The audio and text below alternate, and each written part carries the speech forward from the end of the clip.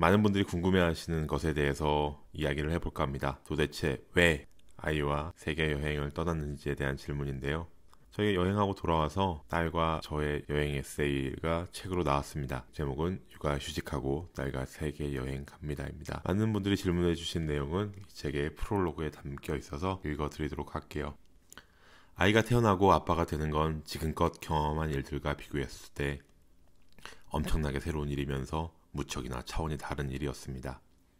그동안 제가 겪은 대부분의 일은 이건 진짜 아니다 싶으면 그만둘 수 있었지만 아빠가 되고 아이를 키우는 건 지금까지와는 다른 세계의 일이었죠. 지극히 개인주의적 시각을 갖고 있던 나라는 세상에 나약하기만 한 서윤이가 들어왔습니다. 서윤이가 태어나면서부터 세상은 내가 사는 곳이 아닌 내 딸이 살아갈 세상으로 달리 보이기 시작했습니다. 세상 모든 부모가 그러하겠지만 저 역시 아이를 위해 무엇을 해줄 수 있을지 고민이 많았습니다. 돈을 물려줄 능력은 지금도 앞으로도 안 될 것 같고 남들 이상으로 공부시킬 능력도 안 되고 그러고 싶지도 않았습니다. 나와 아내가 서윤에게 줄 수 있는 것과 주고 싶은 건 무엇일까 고민해보니 그것은 다양한 경험과 체험이라는 결론에 닿았습니다. 가진 돈은 많지 않지만 내 마음먹기에 따라 시간 부자는 될 수 있으니 그 시간 동안 아이와 많은 걸 함께 해야겠다고 생각했습니다. 하지만 이 다짐은 한 해 두 해 시간이 가며 무뎌지고 흐릿해졌습니다. 아등바등 대한민국 맞벌이 부부의 현실이 그런 아빠의 꿈 같은 건 잊어버리라고 강요하는 것 같았습니다. 아내가 3개월의 출산 휴가만 쓴 뒤 회사로 복귀했고 서윤이는 생후 100일부터 어린이집에 맡겨졌습니다. 서윤이는 엄마 아빠가 회사에서 일하는 시간보다 더 오래 그곳에 머물렀습니다. 그렇게 몇 해가 지나고 6살이 된 서윤이는 어린이집이 끝난 후 주변 친구들을 따라 발레, 수영, 미술학원 등을 다니기 시작했습니다. 그러다 보니 저녁 8시나 되어야 가족 모두가 한자리에 모일 수 있었고 많아야 하루 2-3시간 얼굴을 마주할 수 있었습니다. 야근이라도 하는 날이면 서윤이 잠든 얼굴 한번 보는 것으로 만족해야 했고요. 주말이라도 잘 놀아줘야겠다고 다짐했지만 몸이 피곤해서 미세먼지가 많아서 이런 다양한 핑계로 그 횟수가 점점 줄었습니다. 어느 날 현실을 직시해보니 아이는 어린이집과 학원이 키우고 있었습니다. 이 정도면 누가 아이를 키우는 건지 주객이 전도되었다는 생각마저 들었습니다. 돈 좀 주고 부모의 역할을 떠넘긴 게 아닌가 하는 자책과 미안함이 제 마음속에 자리 잡았습니다. 서연이가 6살이던 2017년 여름 우리 가족은 큰맘 먹고 괌으로 일주일 여름 휴가를 떠났습니다.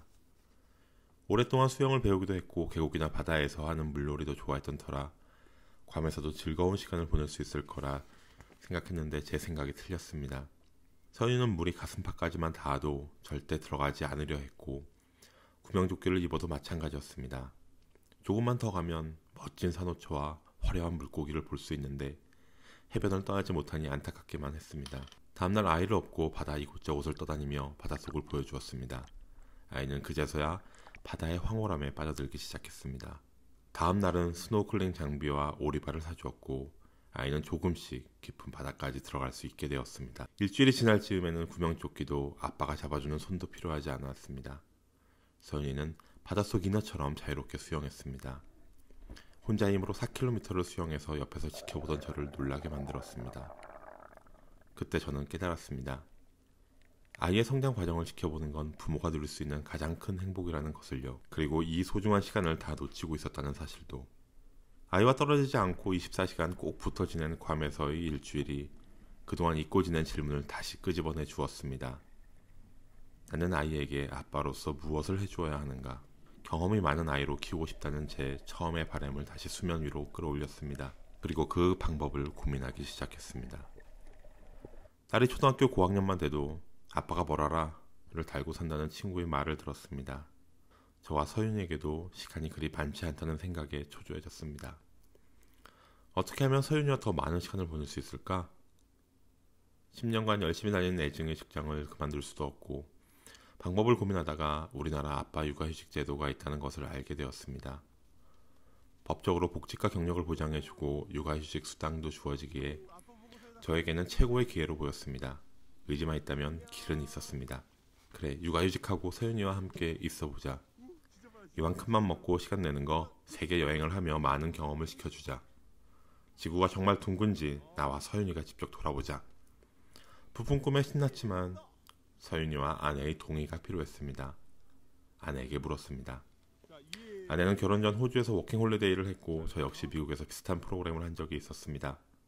그때의 경험이 우리 삶에 아주 큰 영향을 끼쳤다는 걸 서로 잘 알고 있기에 아내의 반응은 긍정적이었습니다. 아쉽지만 아내와 저 둘 다 육아휴직을 하기는 힘들었습니다. 법적으로 부부가 동시에 육아휴직 수당을 수령할 수 없어 누군가는 돈을 벌며 생계를 이어가야 했으니까요. 제가 휴직을 하고 아내가 한국에 남아 뒷바라지를 해주기로 했습니다. 다행히 서윤이 반응 역시 긍정적이었습니다. 세계여행을 주제로 한 동화책을 사서 아이에게 읽어주며 나라마다 재미있는 게 많다는 걸 알려주었습니다. 물론 엄마와 떨어져 본 적이 없는 터라 엄마 없이 지내야 한다는 게 무엇인지를 잘 이해하지는 못했습니다. 여행을 떠나기 1년 전 회사에 육아휴직 계획을 알리고 팀 내 업무를 조정했습니다. 그렇게 1년을 준비했는데 막상 휴직계를 내려니 두 손이 떨리기도 했습니다. 아내 없이 나 혼자 아이를 잘 케어하며 여행할 수 있을까? 이것에 대한 확신이 부족했기 때문입니다. 이렇다 보니 여행 계획을 제대로 세울 수 없었습니다. 일주일 만에 돌아와도 이상할 게 없는 부족한 아빠와 7살 딸, 둘만의 여행이었기 때문이죠. 그래서 저는 아주 단순하게 생각하기로 했습니다. 서쪽으로 지구 한 바퀴를 돌자. 서윤이 초등학교 입학 전까지 약 7개월을 여행하자. 아이가 힘들거나 아프면 바로 한국으로 돌아오자. 세계 여행치고는 너무나 단순한 계획을 세웠습니다. 다녀오라며 쿨하게 말한 아내도 막상 제 휴직 날짜가 다가오자 걱정을 내비쳤습니다. 어디를, 어떻게, 얼마나 갈지, 돈은 얼마나 들지, 서윤이가 아빠와의 여행에 잘 적응할 수 있을지, 이 불확실한 모든 게 아내의 근심으로 남았습니다. 아내에게 한없이 미안했습니다. 이 모든 걱정을 안고 우리 가족의 생계를 뒷바라지해야 하는 아내는 정작 우리 여행에 함께하지 못하니까요. 우리 선택에 맞겠지? 서윤이 삶에 긍정적으로 작용하겠지? 자기 정말 서윤이 잘 보살피며 여행할 수 있지? 아내는 저에게 다짐에 또 다짐을 받았습니다.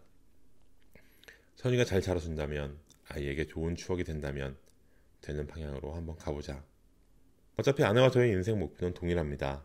우리 아이 서윤이를 잘 키우는 겁니다.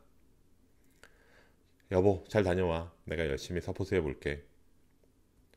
출국 전 서윤이 어린이집을 찾아 상담을 받았습니다. 여행하다가 생각보다 일찍 돌아올 수도 있으니 휴원과 퇴원 중 무엇을 해야 할지 판단이 서지 않았기 때문이죠. 선생님은 이런 경우는 처음이라며 우리보다 더 들떠서는 우리 부녀에게 응원을 가득 보내주었습니다. 혹시 돌아오게 되면 다시 입소할 수 있게끔 도와줄 테니 퇴원하고 가라는 명쾌한 답도 들었습니다. 태양을 따라 서쪽으로 지구 한 바퀴를 돌자. 이 심플한 계획으로 세계 여행을 출발합니다. 7살 딸과 41살 아빠의 좌충우돌 192일간의 세계여행. 그 무엇과도 바꿀 수 없는 삶의 보석 같은 시간을 향해 이제 출항합니다.